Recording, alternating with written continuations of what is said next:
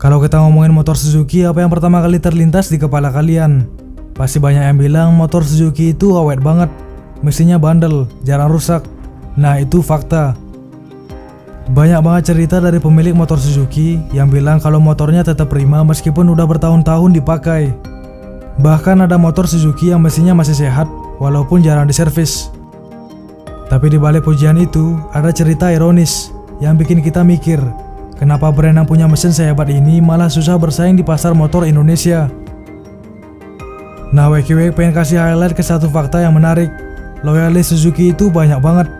Mereka bukan cuma sekedar pembeli biasa, tapi fans yang rela ngebelain Suzuki mati-matian kalau ada orang yang nyinyir soal merek ini. Nah, alasannya kenapa? Jawabannya cuma yang pernah punya Suzuki yang paham.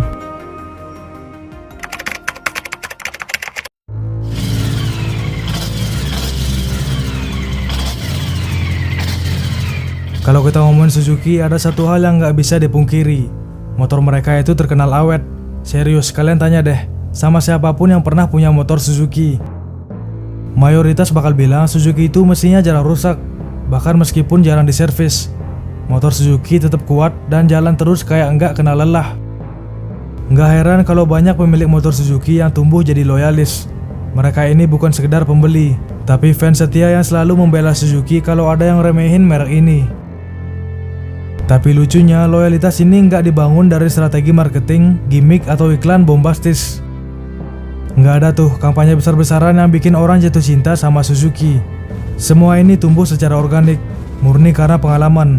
Pengguna motor Suzuki udah ngerasain langsung gimana bandelnya mesin mereka. Jadi kalau ada yang ngomongin jelek soal Suzuki, besar kemungkinan mereka belum pernah pakai motor ini. Karena kalau udah pernah pakai, mereka pasti tahu kenapa Suzuki punya basis penggemar yang begitu solid. Tapi di balik keunggulan ini ada cerita ironi. Keunggulan Suzuki yang bikin motornya jarang rusak justru jadi bumerang buat mereka. Nah, kenapa? Karena motor yang jarang rusak bikin bengkel resmi Suzuki jadi sepi. Coba pikir, kalau motor kalian nggak pernah ada masalah, apa kalian bakal sering-sering datang ke bengkel? Jawabannya tentu enggak.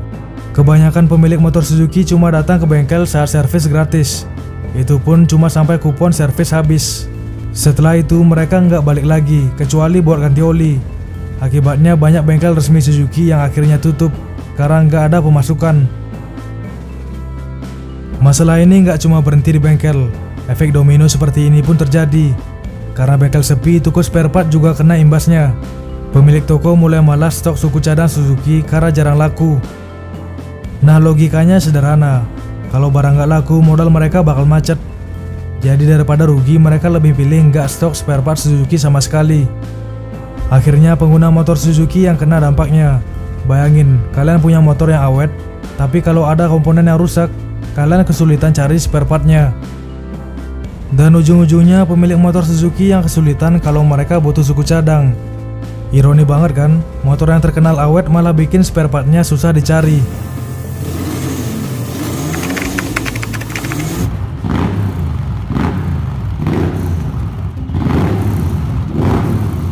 Nah, ngomongin soal keawetan Suzuki, kalian pernah dengar teknologi scam? Ini salah satu rahasia kenapa motor Suzuki mesinnya bandel banget. Keunggulan Suzuki dalam hal durabilitas sebenarnya didukung teknologi yang luar biasa. Salah satunya adalah scam, Suzuki Composite Electrochemical Material. Jadi kalau kalian bertanya kenapa motor Suzuki mesinnya bisa tahan lama, scam ini adalah salah satu jawabannya. Scam ini adalah teknologi pelapis khusus yang dipakai di dinding silinder mesin motor Suzuki. Teknologi ini pertama kali dikembangkan untuk motor balap mereka, dan kemudian diadaptasi ke motor-motor produksi massal. Nah, apa sih yang bikin scam ini spesial? Pertama, scam ini bikin dinding silinder lebih ringan dibandingkan liner biasa konvensional. Hasilnya, bobot mesin jadi lebih ringan, yang berimbas langsung ke performa motor.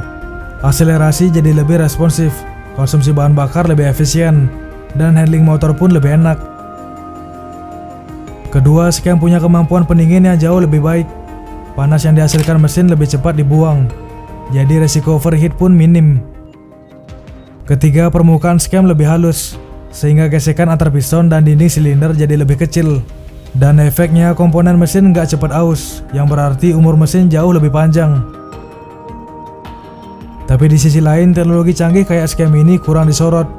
Banyak orang yang bahkan nggak tahu kalau Suzuki punya teknologi sebaik ini.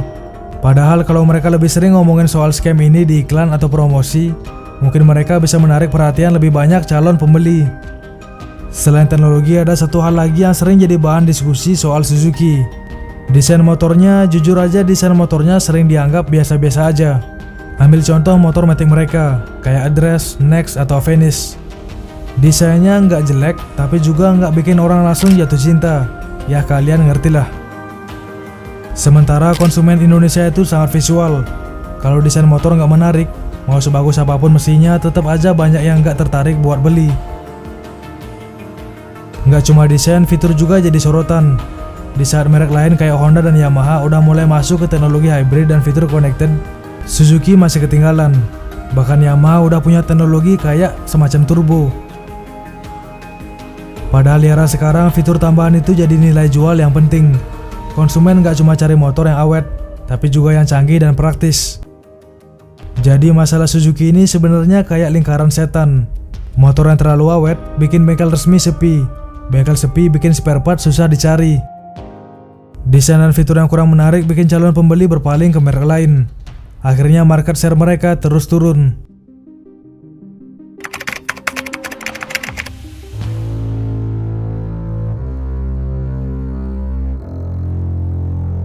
Coba kita lihat kasus Honda. Ironi besar di dunia otomotif Indonesia terjadi di tahun 2023. Di saat Honda diterpa isu serius soal rangka esap yang keropos dan patah. Penjualan mereka justru meroket di area Jakarta dan Tangerang, hingga 24% dibanding tahun sebelumnya. Dengan lebih dari 355.000 unit terjual, konsumen tampaknya lebih memilih beli sekarang pusing belakangan.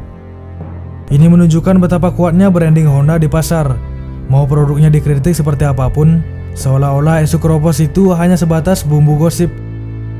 Nah, Honda Beat, Vario, dan Scoopy tetap jadi idola. Nama besar mereka tetap jadi jaminan mutu di mata konsumen.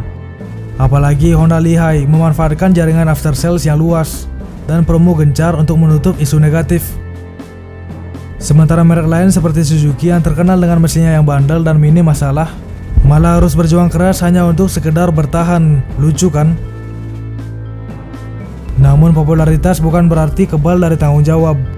Jika Honda terus membiarkan masalah ini tanpa solusi konkret, mereka hanya bermain dengan waktu sebelum loyalitas konsumen mulai goyah. Jadi mungkin pertanyaan yang lebih relevan adalah, apakah kita membeli motor karena kualitasnya atau hanya karena mereknya sudah terkenal? Nah, kembali lagi ke Suzuki. Masalah Suzuki bukan cuma soal mesin awet atau enggak. Justru masalah mereka terletak pada strategi pemasaran dan ketidakhadiran inovasi desain yang bikin mereka tertinggal. Sementara itu, Honda meskipun rangkanya sering dipermasalahkan, tetap bisa unggul karena mereka punya branding yang kuat, jaringan bengkel yang lebih luas, dan konsumen yang loyal meskipun ada kekurangan dalam kualitas produk. Nah, yang menarik adalah meskipun Honda dihadapkan pada isu serius, mereka masih bisa mendominasi pasar. Itu pertanda kalau loyalitas konsumen memang nggak hanya bergantung pada kualitas produk aja, tapi lebih kepada kepercayaan dan pengaruh besar yang sudah dibangun selama bertahun-tahun. Jadi Suzuki bisa belajar banyak dari sini. Mungkin sudah saatnya mereka tidak hanya fokus pada mesin yang awet, tapi juga memperkuat branding, memperbaiki jaringan layanan purna jual, dan tentunya berinovasi dengan produk yang lebih menarik. Kalau enggak, mereka akan terus tertinggal di belakang, meskipun produknya lebih awet dan tahan lama. Atau mungkin coba bayangin aja nih ya, kalau pengen laku tapi nakal dikit, Suzuki buat aja motor 5 tahunan. Ya artinya kalau umur motor udah lewat 5 tahun, harus banyak trouble, banyak masalah, spare part pada rusak. Nah, dengan cara licik seperti ini, mungkin bengkel spare part dan servis Suzuki bakal laku, dan mereka bisa bertahan seperti pesaing-pesaingnya. Namun tentunya desainnya juga tetap ngikutin selera konsumen.